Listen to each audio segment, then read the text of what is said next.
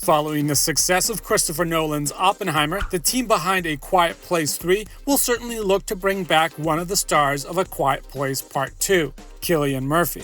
A Quiet Place 3 won't need to break its dead character rule for Murphy's Emmett to return. The film will likely pick up where the original sequel left off, so it would also make narrative sense for him to be back. More importantly, Murphy's return would strike a similar chord with 2023's blockbuster Oppenheimer, which should help the movie's overall box office and story appeal.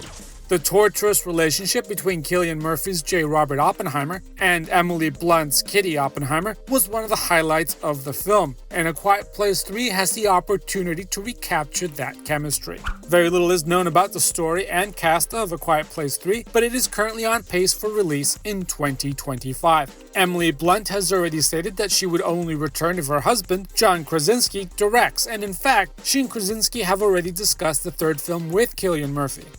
Murphy and Blunt may be pretty far removed from Oppenheimer by 2025, but they will certainly still be two of the most sought-after actors in Hollywood, and if they're both willing to participate, then A Quiet Place 3 seems very likely. While A Quiet Place Part 2 ended with Cillian Murphy's Emmett and Millicent Simmons' Regan being cornered by one of the creatures, Emmett was saved by Regan, who used her hearing aid to hurt the creatures attacking them.